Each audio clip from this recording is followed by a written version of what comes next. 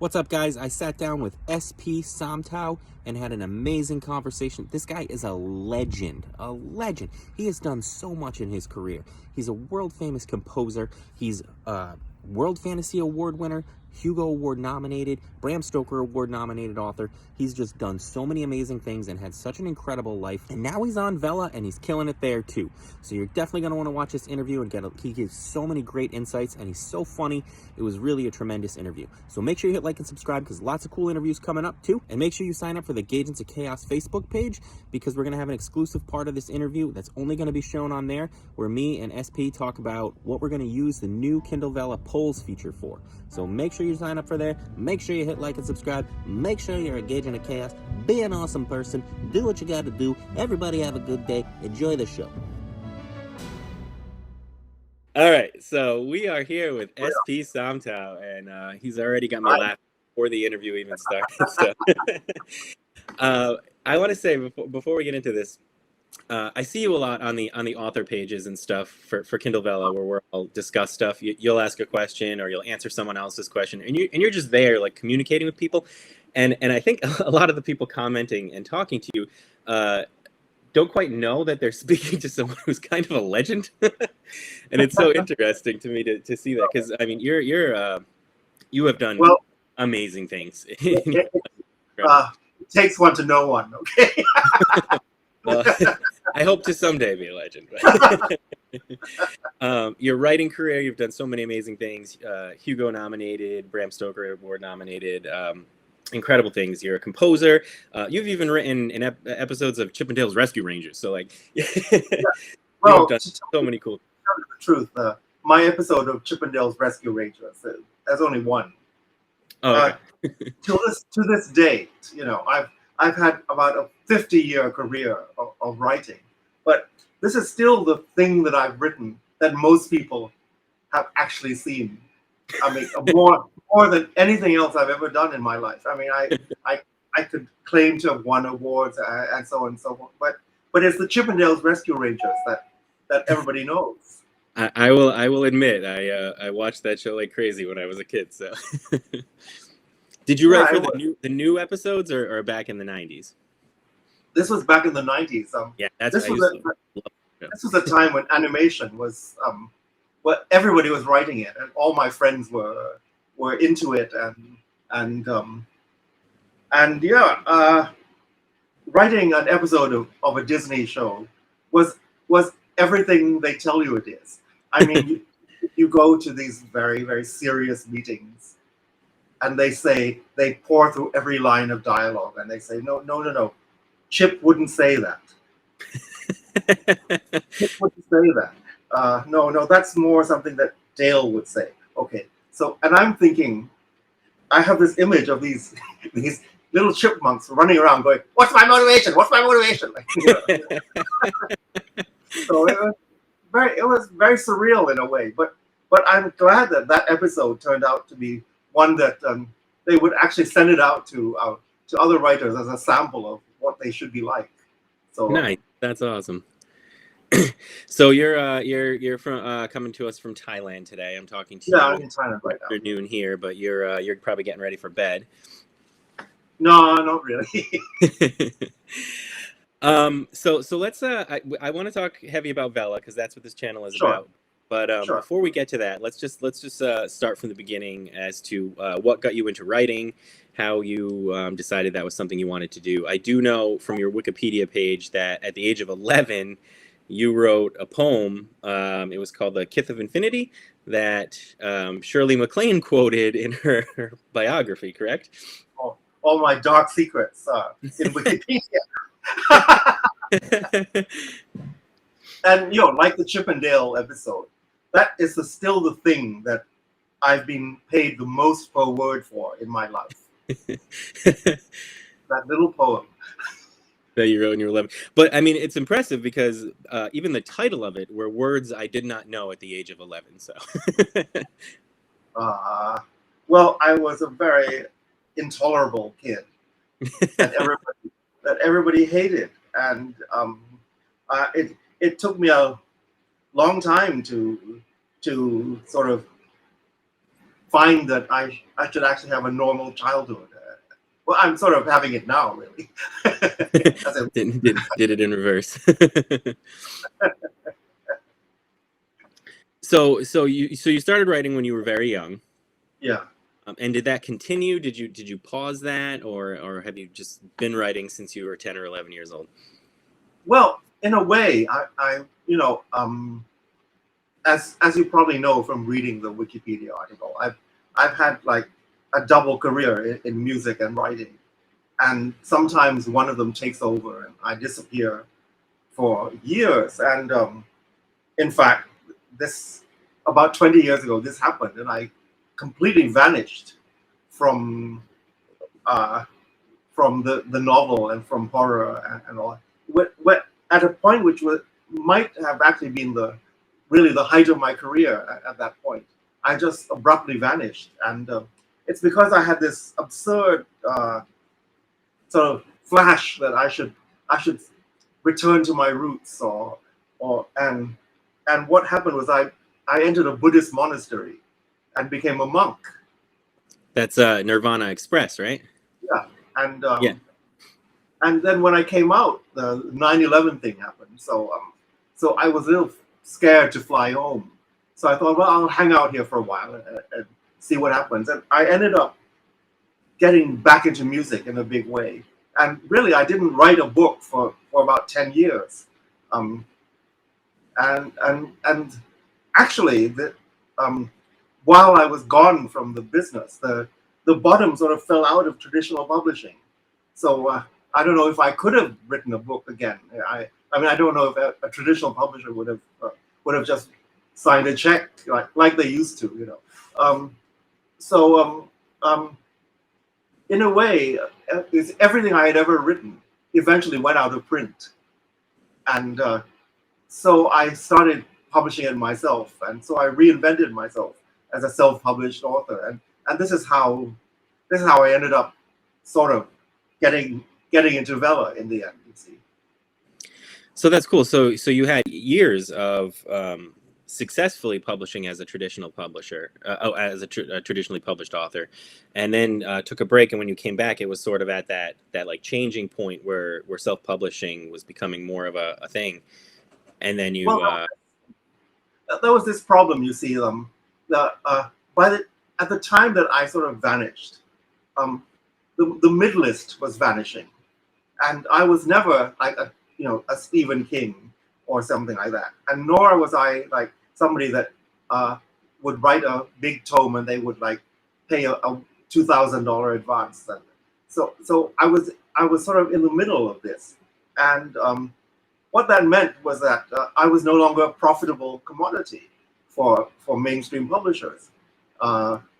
Because if you were just starting out, they could really exploit you, and you could they could make money off you, no matter how well the book did. And if you were successful, I mean, highly, very very big, the same thing. They could make money off you, no matter what.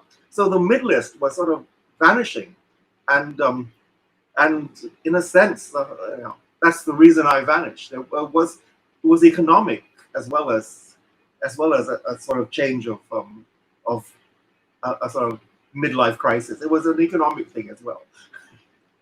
and I read something, I think it was by Brian Keene, that he talked about that a Yeah, little bit, that being in the mid list. And speaking of him, so you also are a horror writer, as am I. yeah. You were the president of the Horror Writers Association for a while. That's incredible. Well, probably because no one else wanted it. I was president for a couple of years. Yeah. Um, uh, and you also have been nominated for Bram Stoker's and Hugo Awards, multiple never of both. won. Never won either. Though. Never Never won. won. Never won either. I mean, World Fantasy Award. I've won a World Fantasy Award and other awards, but those two, which is odd because actually they were the two sort of biggest areas that I was writing in somehow. But yeah, the Bram Stoker Award was I would just keep coming close. But it was you had like what was it, 5 nominations or Yeah, something like that. Yeah, yeah, that's five, that's maybe pretty five. incredible. So yeah, Five. yeah. All right, so so you start self-publishing Yeah. and tell me a little bit about that. How was that going for you before you got to Vella? Well, Was before I got to was Nirvana uh, Express self-published? yes, Yeah. yes, Okay. yeah. Well, the great thing about self-publishing was that I was able to write anything that came to mind, and it wasn't.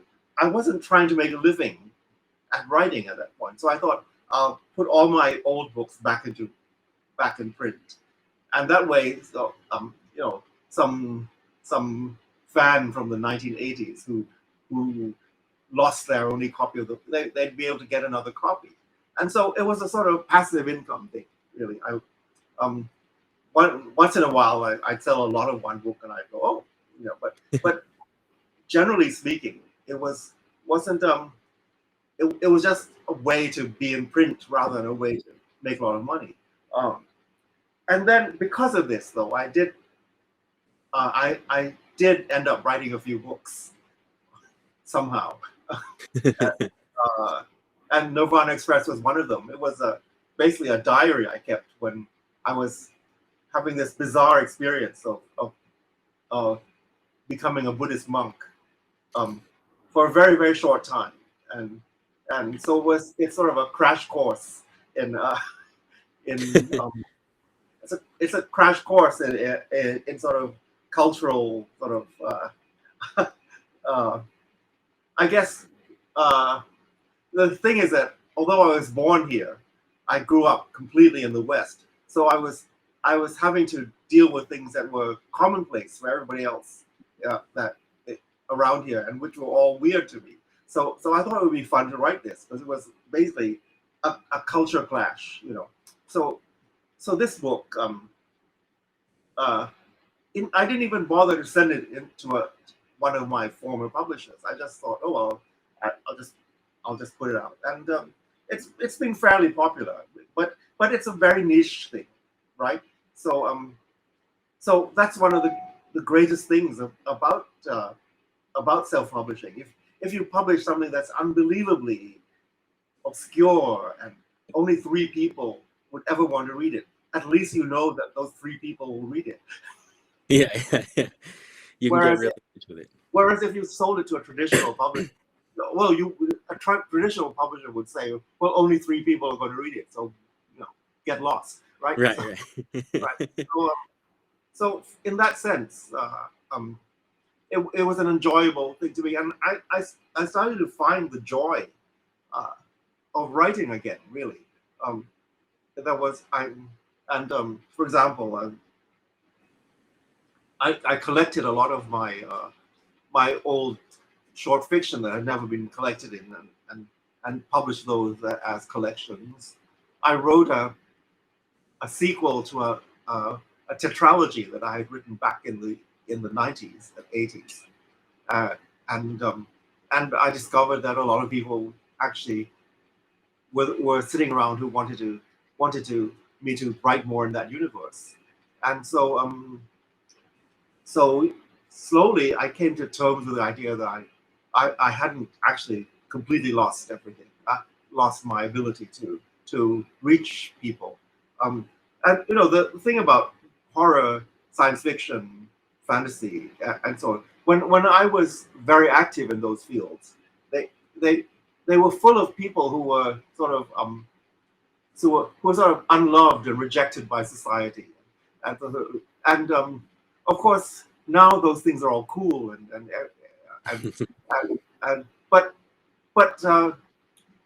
what it meant was that at that time it was a very close knit group of people. You would actually know everybody. You would actually know everybody who wrote or and read and were loyal followers. So it was a very different time in that sense. I mean, um, you mentioned Brian Keane, for example. I knew him, of course, 20 years ago, and many others.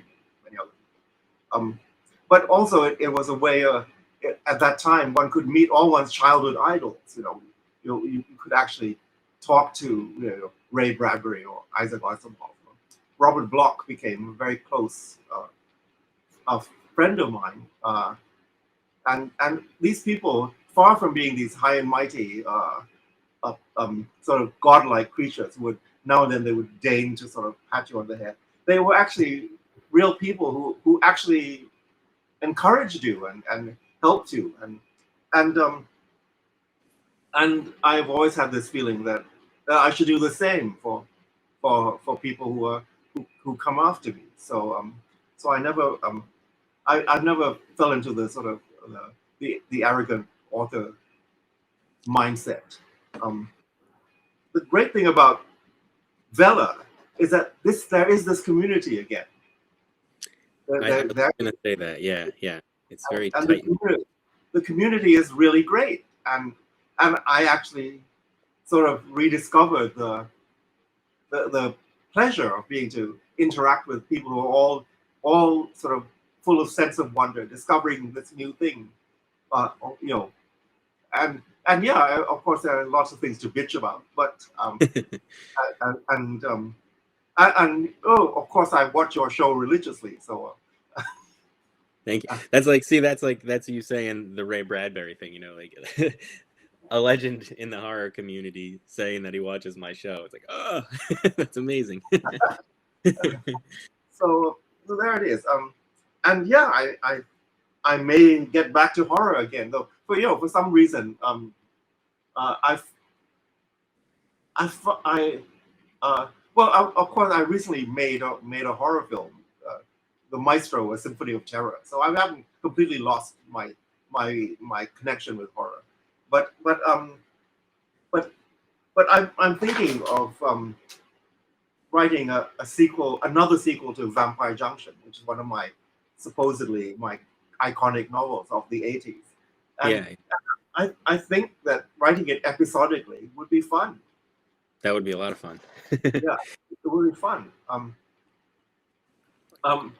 I got into Vella by, like everything else I've done, it was sort of an accident because I I had a friend uh, here in Bangkok who wanted to produce some kind of uh, web series or TV series. He was a producer, and he asked me if I knew of any, if I could come up with an idea for a Thai series.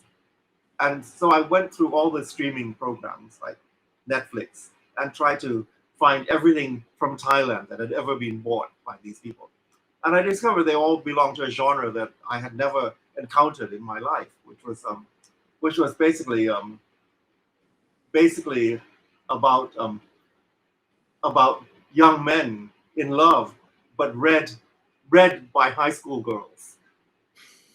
So this was a totally weird thing to me at first, but then one of my students was in one of those shows, so so I started watching them, and I thought, no, I don't really want to write a series like this because it's not really something that I'm used to.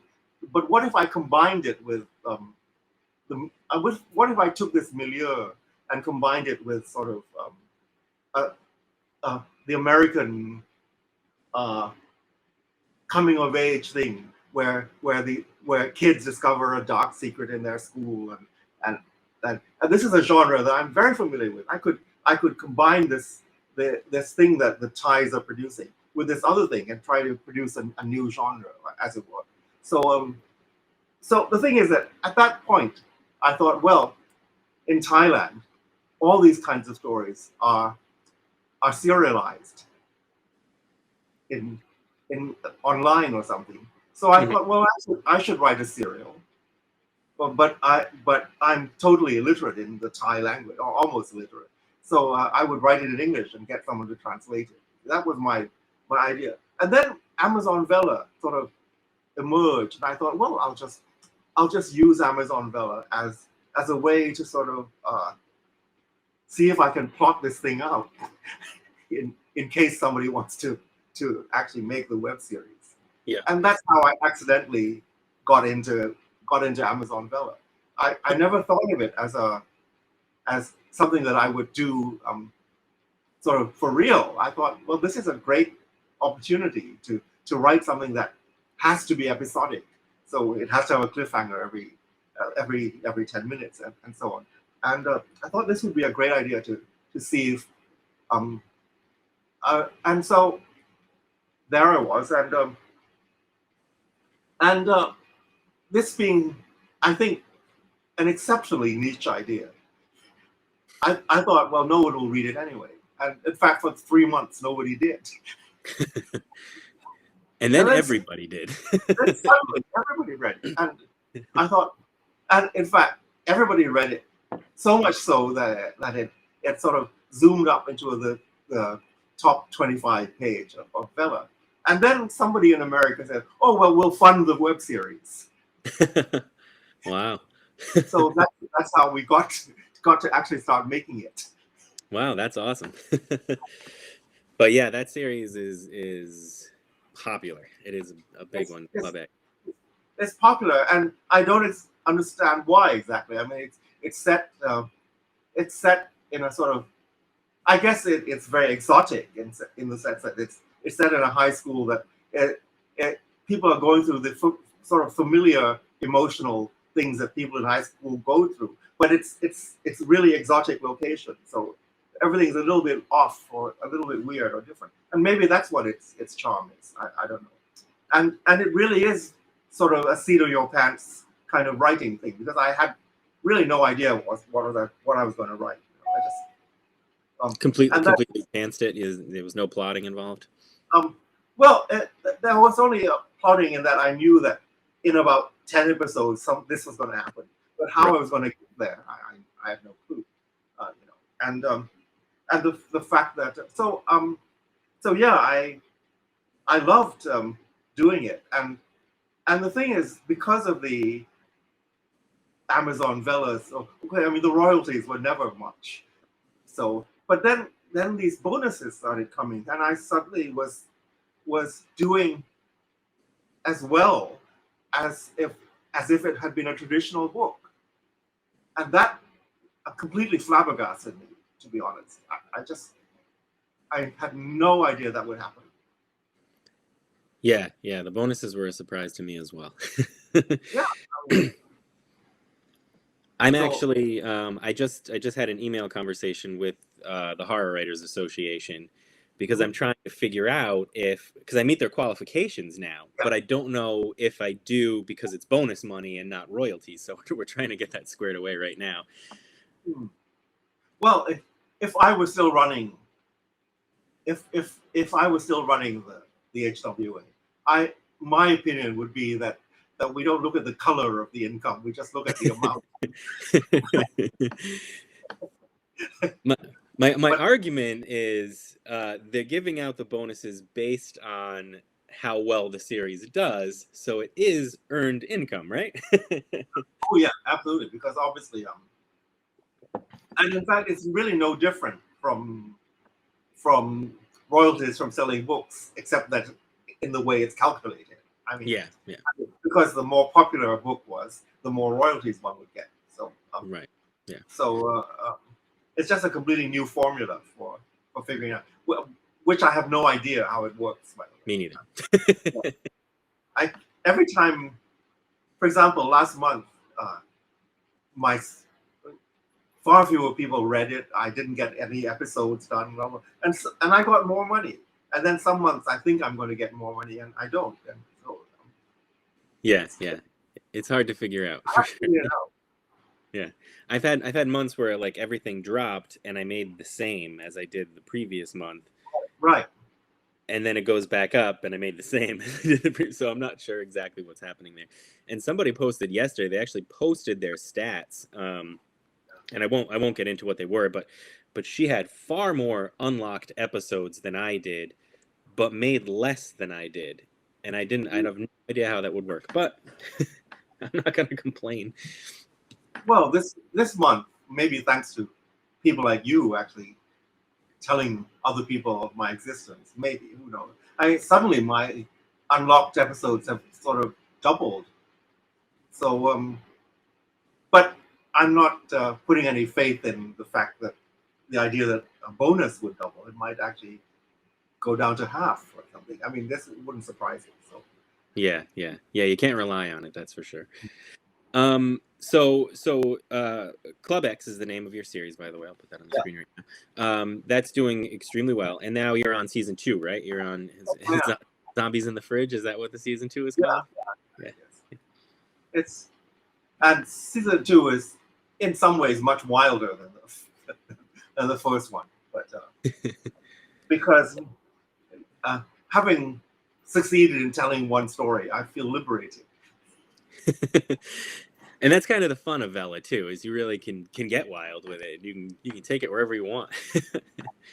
Yeah, because well, about let me see, in the 90s, I wrote a weekly serial that was published in the Bangkok Post.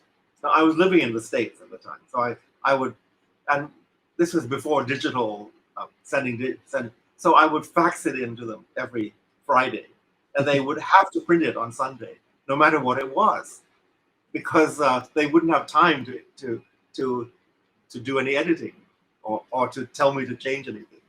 And this particular serial was called Jasmine Nights, um, and it turned out that I suddenly I felt that this sort of driving energy of writing a serial, it's quite a rush, um, but it was something that prepared me for Vella, you see, because I had actually done something like that once. Yeah, Uh, yeah. and after I finished this book, which is 52 episodes, one a week for a year, um, nobody wanted to publish it traditionally, and it was rejected by about 30 publishers. But then after a while, my agent sold it to Penguin in England for a much higher advance than I'd ever received in my life before or since, to tell you the truth. And and and this tells me that if you sort of follow the path that you yourself, the most exciting path, eventually someone will appreciate it, I think. You also mentioned that you were talking about bringing your old series into a serialized format. Do you have future plans for Vella, or do you think Club X will be kind of the experiment and see where you go from there? No, I mean I'm writing another. I have another Vella as well, that I just started. Um, uh, it's only uh, I've only written about 10 or 12 episodes of it, and it's called Delicatus. It's Oh, a it's really weird. It's an ancient Roman historical novel. Um, okay. I didn't even know that. Yeah, I'm gonna have to check that yeah. one out. No, apparently it's so niche that nobody who reads Club X has any clue that it's there. But it's like this. There's this. The, I was always fascinated by. I had a classical education, and I was always fascinated by the Greeks and the Romans and all that stuff. And there was a character. There was like a little footnote in the story of the Emperor Nero.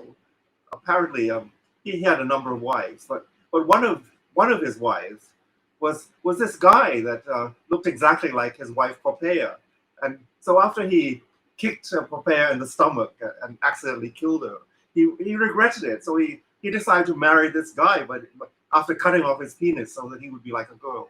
So, and this very interesting character, became rather had a really wild life because after the Emperor Nero died, he um, he became the empress of another one of the emperors, Wow. and then finally, because that year had four different emperors. After Nero died, they were fighting over.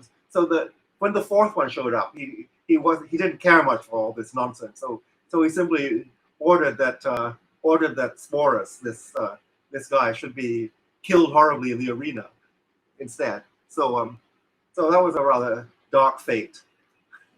Um, and so I always found this character very interesting because it was always like, oh, and by the way, there's this character that this footnote, and I thought, well, all the events in they're like a big biblical epic, Quo Vadis or something. So this book is like, or this serial, it's like, what if Gore Vidal were writing Quo Vadis? That's the all. That's the sort of, and it's sort of quite funny and satirical. So I don't know if anybody, because I think that people who want their Roman epics all serious won't like it. Yeah. That's So, amazing. That's super. I definitely want to check that out. And I read a lot of like Roman history stuff too, and I've never heard of this character at all. So Sporus. But look up Sporus on Wikipedia. It's Sporus. It's yeah, I'm definitely going to. Have you read Divine Counseling, or have you heard of that one? Oh, that's the one about the gods and the yeah, I love that one. I'm a regular follower of that. That's a lot of fun. That's a lot of fun. Yeah. Yeah, Nikolai Wisecow. He does that. I think he likes to take things that are usually very serious or explored in an epic adventure, and turn them into comedies. And I think he does a great job with it. So can you give us any little sneak peeks at any other ideas you have for Vella, or? Well, sure. I mean, at some point, I will probably write the 4th novel in the Vampire Junction series as a Vella. I just need to clear a space in my life so I can start it. And the reason that would work is that my original novel, Vampire Junction, was written in this rather odd style because at the time that I wrote it, MTV had just sort of come out, you see, and what I wanted to do was use the same style. In other words, have like tiny little scenes, like the quick cuts in a music video, and of course, tiny little scenes would be perfect in a serial. Yeah, that's true. Yeah.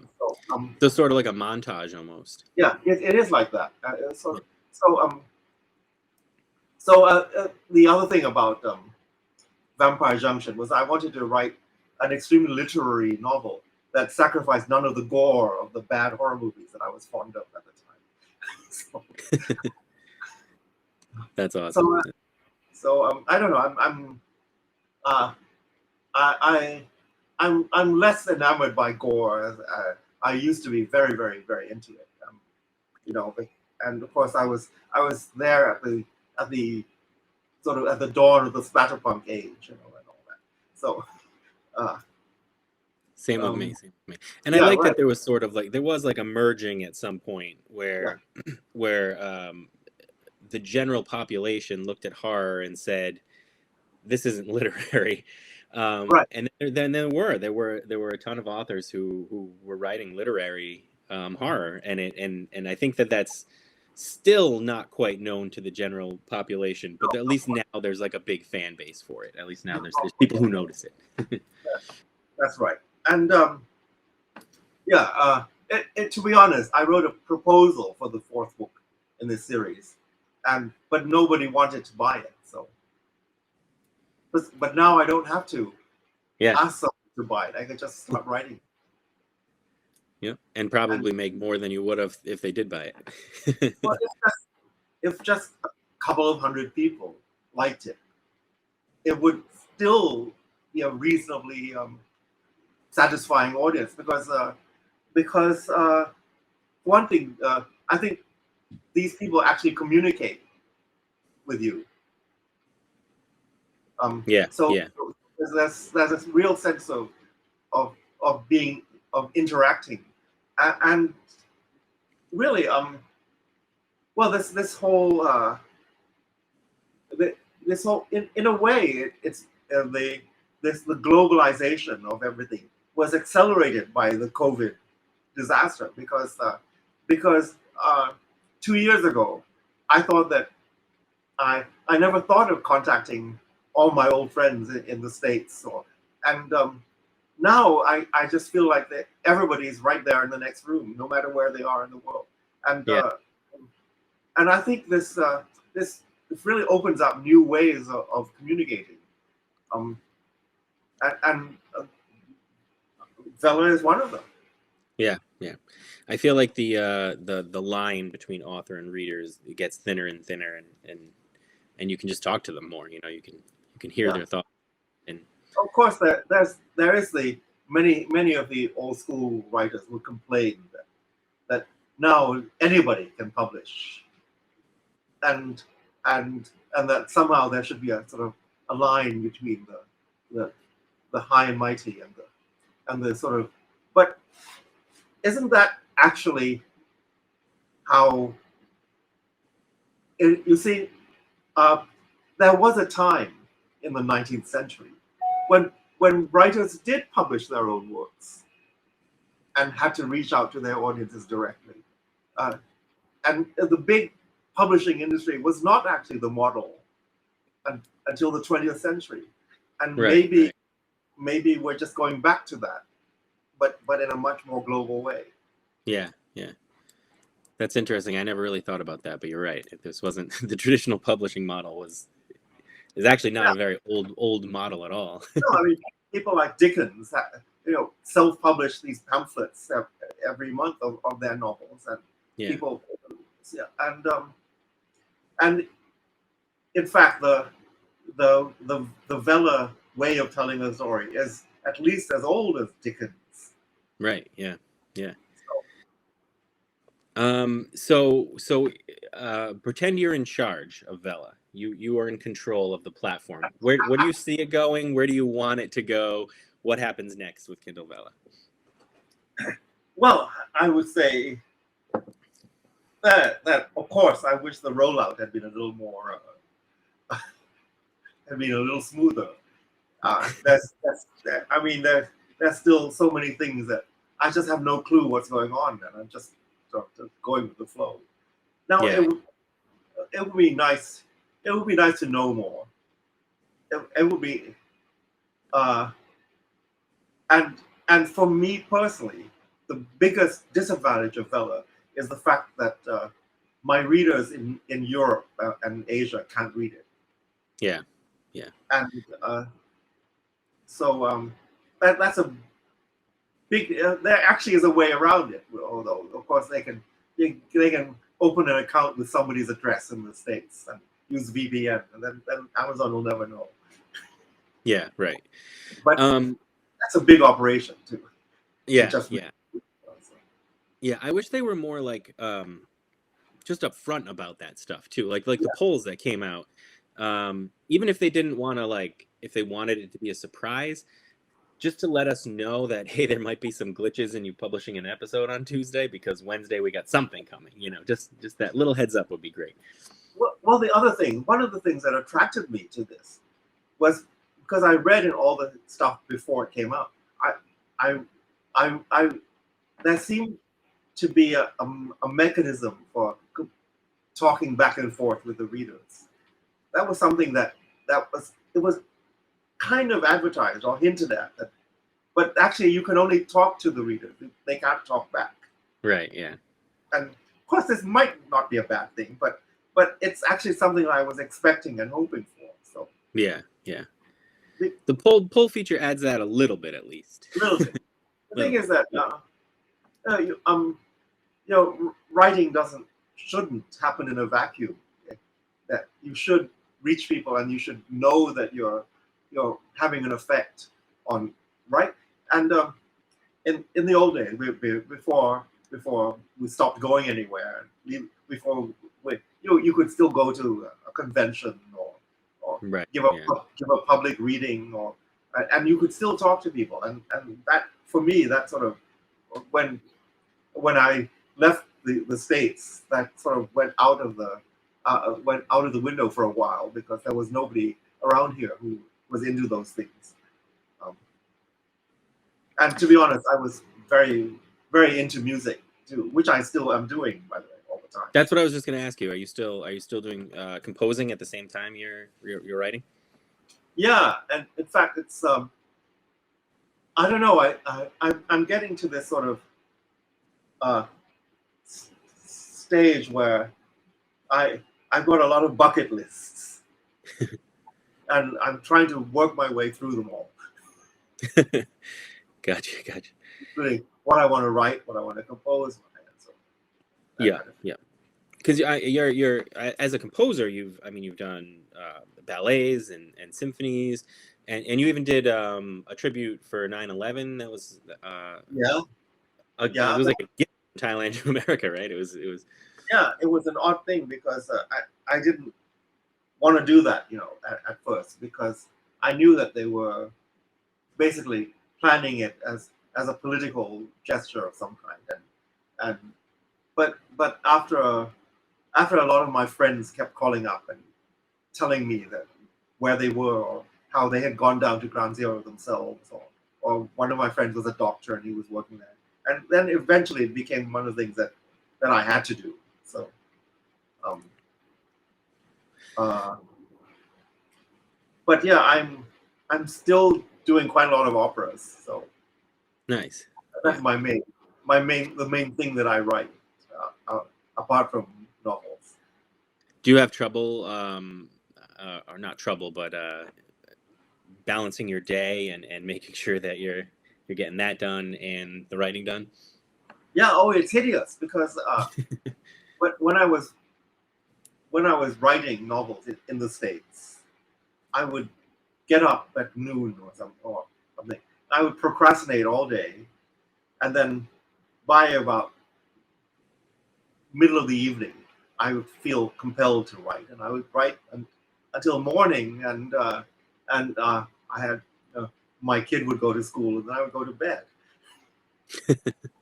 right? And then I would wake up, and school would be over, and it was a very perfect day, and it was like this every day. It was and when I started running the opera and things like that, I I had to wake up in the morning and actually go to meetings and things like that and do and but I still would rather write or compose in the middle of the night because it's for me it's the only time to do it, which means that I kept not sleeping, um, and I'm trying very hard to find a way around this.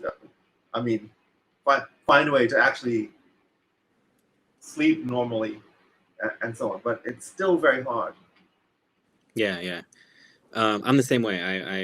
I was a late night person. For me, it's like that like 11 o'clock to 2 in the morning time frame. It's a great time for getting stuff done. But now that I have a child who's going to be going to kindergarten soon, um, I'm not going to be able to do that, you know. Absolutely. Yeah. So having this wild career and have accomplished so much, and starting off as a traditional, I think you have a really great a view on things because you've done all of it. You've been traditionally published and you've been self-published and you've been successful at all of this. What is something that you can say to, I think my audience skews towards newer authors Yes. or within the first few years of their publishing career. So what's something that you can say to them? They're interested in starting on Vella, or they just did start on Vella. What's some advice that you would give to them? Well, if I would say that if you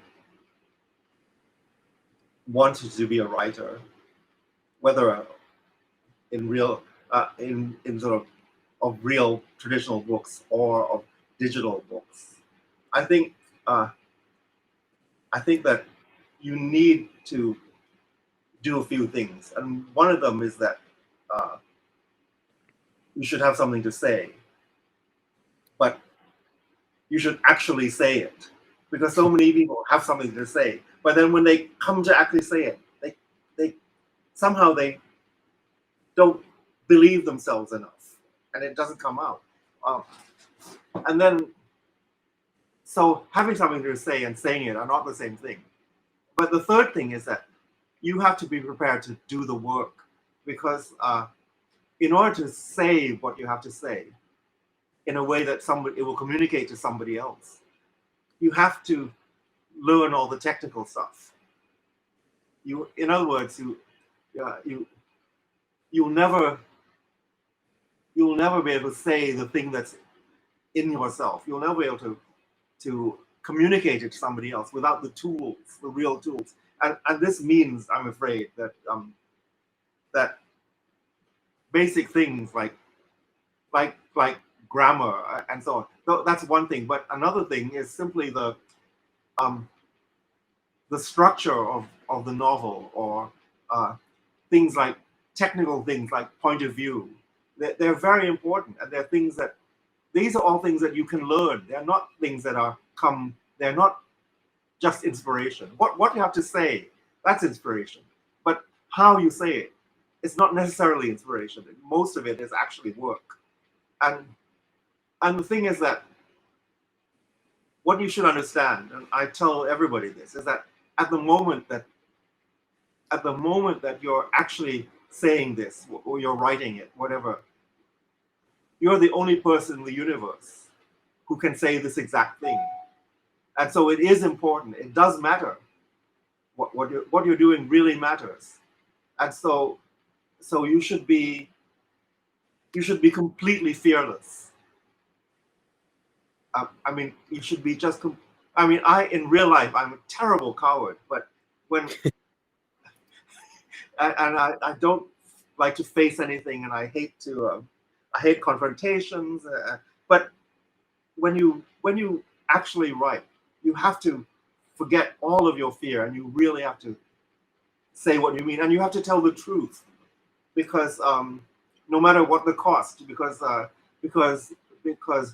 art, writing, whatever it's always about the truth, your truth, but it's got to be something real. And that's the if this was if you asked me for a serious piece of advice, that would be it. That was like, I love that. I'm gonna watch that over and over again whenever I'm having one of those days. That's the clip I need to watch right now. Well, I hope it helps somebody. Yeah, I guarantee it's gonna help a lot of people. So what you were saying about learning those tools, I think it was Stephen King who said you have to know the rules before you can decide to break them.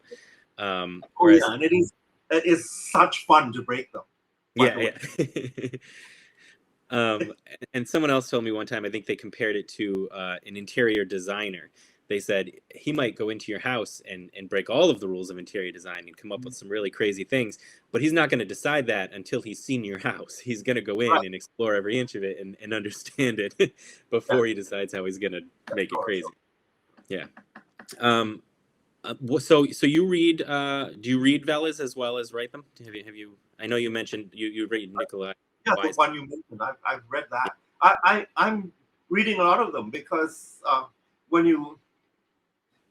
in first, when you're sitting in these groups and people are chatting, not to read what people are writing would be incredibly arrogant, or because we're all in the same boat here, on one level or another. And maybe I've done more than some people, but we're still on the same journey.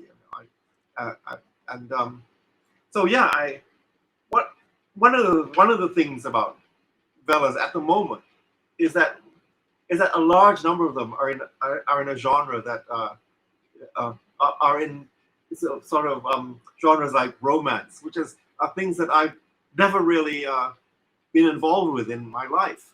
So it's actually rather fun to see how that works, and so what the parameters are. It's like another set of rules that you sort of discover. That's quite a bit interesting. Yeah, and it's fun to learn about their tropes and all those things. I've read a lot more romance because of Vella. I'll probably have to write one eventually, but I'll put Alien or something. So yeah. I mean, maybe that's what I'll do. I'll write a Regency romance with aliens. There you go. What Because are there any Vellas that really zombies stick have out been to done you? already. What was Zombies that? have been done already. Zombies have Yeah, been done there's. already. I Uh, know. I made a joke on Facebook one day where I said, vampire romance is a thing, but when is somebody going to make Yeti erotica? And then yeah, everybody started commenting and sharing links to story that it already exists. really.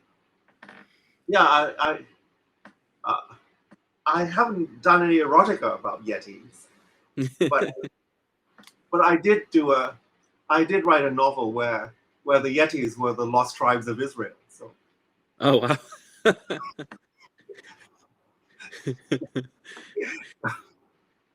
needless um to say, needless to say, that was not a serious historical right.